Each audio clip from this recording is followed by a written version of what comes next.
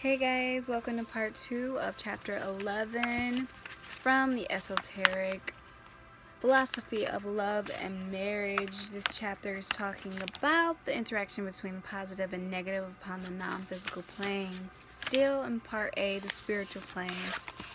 Popular thought, however, and especially theological thought, frightened by the well-known phenomenon of the sensuality of the mystic, does not regard the life force when manifested upon the physical plane as in any way a sacred thing, but rather as a manifestation of the lower side of our nature at war against our spiritual self.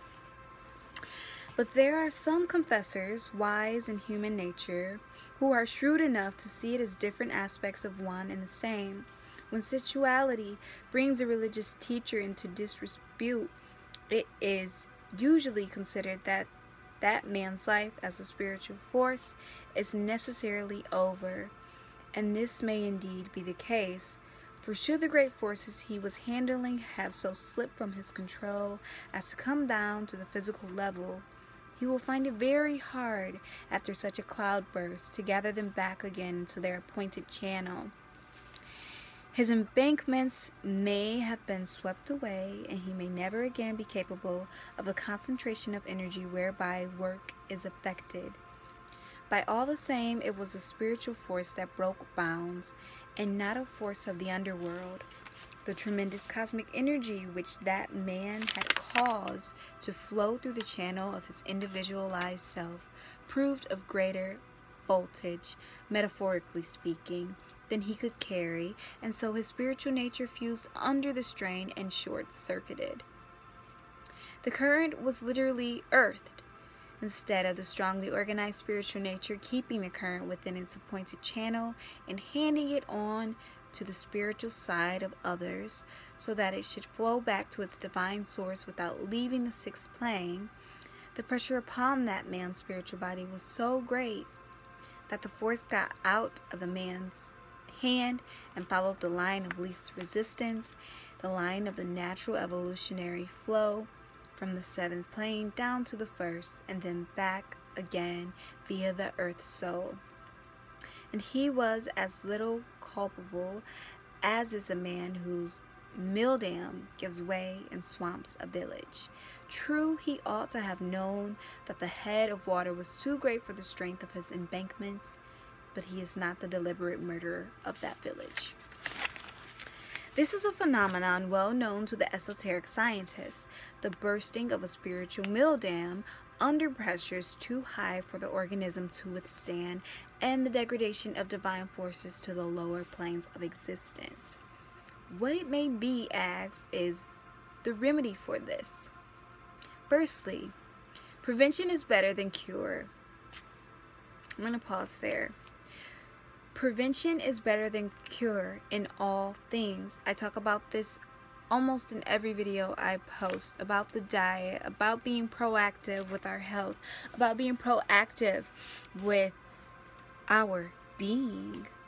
It is very essential that we stay on top of it instead of burying ourselves beneath it and then striving to climb up. Let's not be that way.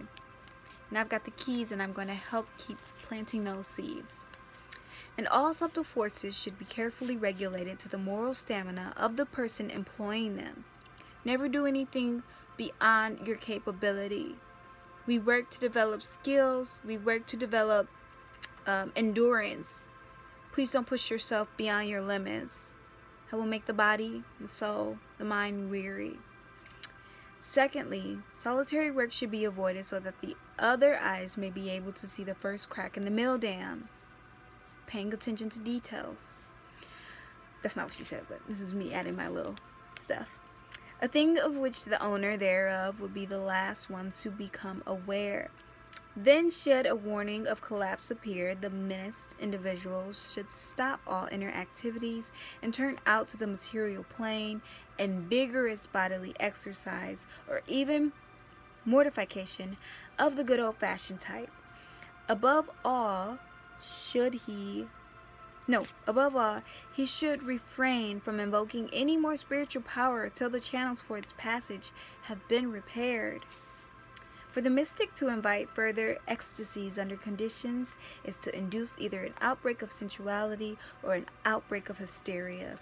And the intuitions of many spiritual souls were sound when they felt that under such circumstances they were unworthy to approach their God, but must work humbly in the fields or tending the poor till they have rendered themselves worthy recipients of his favors, and he deigned to approach them again. Such spiritual humility should save many a would-be saint from shame. When the life forces are upon the lower planes, we open up the higher planes at our peril. Kundalini energy. Say that. Starting at the base, starting at the root, our sensuality, our sexuality, our security. If you did not watch my video about that, please go watch it. It is essential to your well-being. It is essential to your success here as a human being. Because you can't, well, humans tend to function from the gut down, from the waist down. Sometimes the heart when they're tapped in, but a lot of people aren't tapped into their heart. Even though they're capable of feeling, they don't really feel. It's the only way we can heal.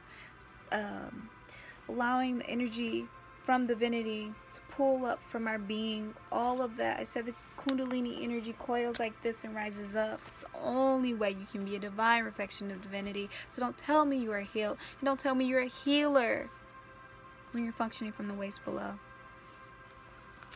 The mental planes. B. The action of polarity can be clearly traced into the two aspects of mind functioning as abstract and concrete thought. Upon the fifth plane, or the plane of abstract thought, the great rays that represent the activities of the sixth plane are further elaborated into qualities and abstract principles. Being entirely abstract, this plane can only be conceived of with the help of similes, and its nature can be no more than indicated in a book of the present type. What I'm sharing with you guys. A practical illustration may assist, however, in showing the nature of the activities of this plane. There are two types of logical thought. In the first, or deductive type, from a general principle, particular instances of its operation are inferred. And in the second, or inductive type of reasoning, a general law is inferred from particular instances.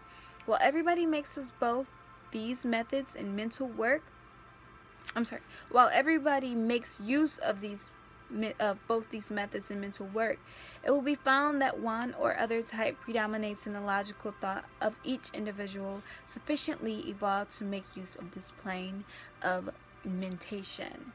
The great bulk of humanity, as be readily observed, may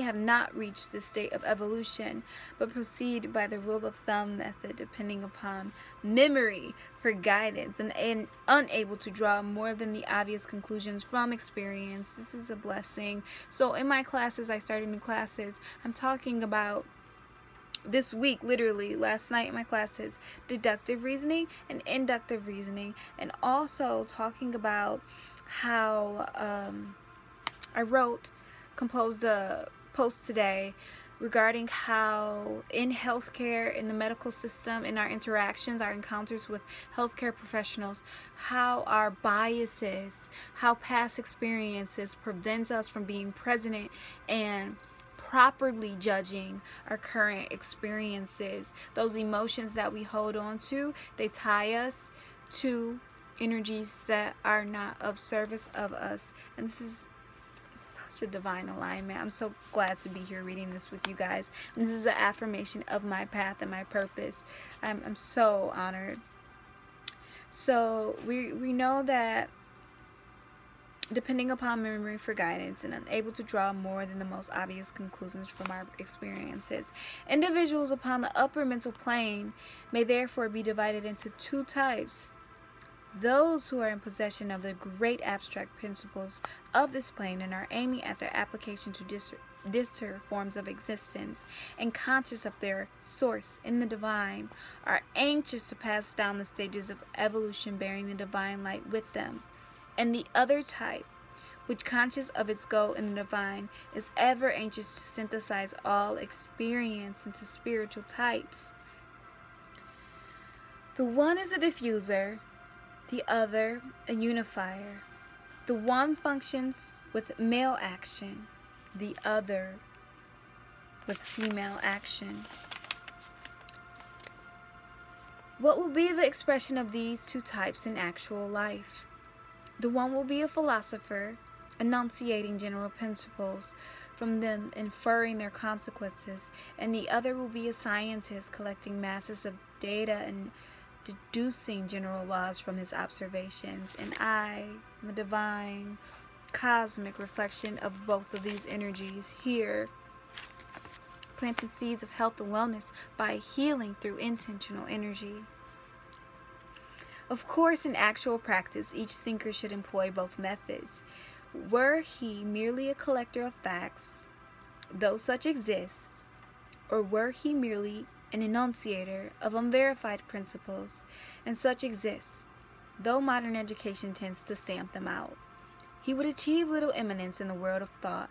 Our greatest contributions to human knowledge have been made by the philosophic scientist or the scientific philosopher. I'm here before you as both. In general practice, however, one type of mind collects the data and another type philosophizes upon the data. And only in the most eminent do the two activities work together.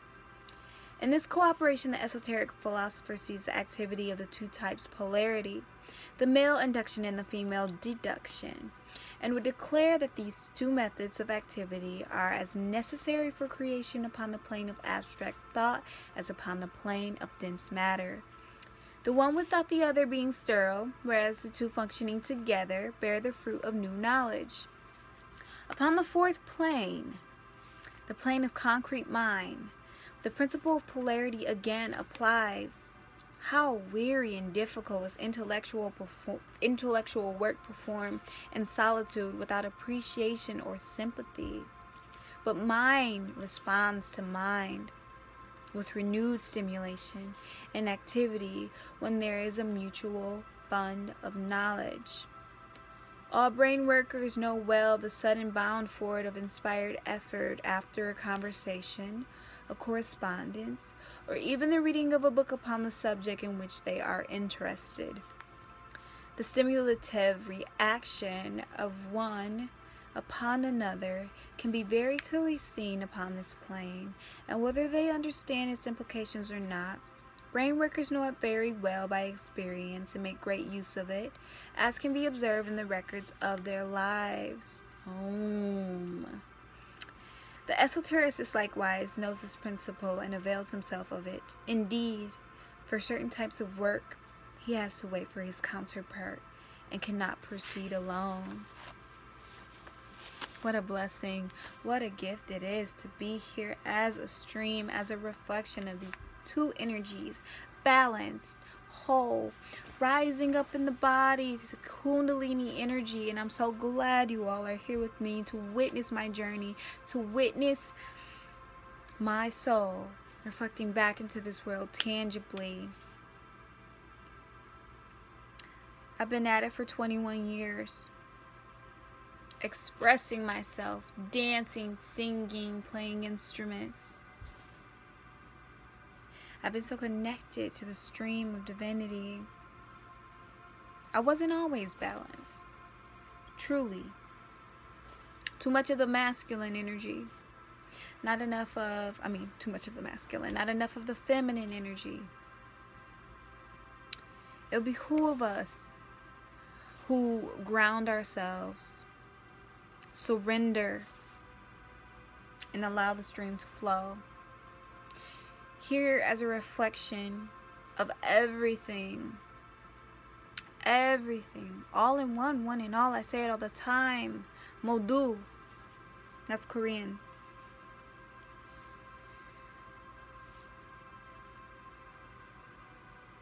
You guys have to understand, you truly do, that nothing is separate. You fear so much, you doubt so much, because you don't know the flow. But it's okay. We're issuing in a new age, the age of Aquarius. It's what I came for.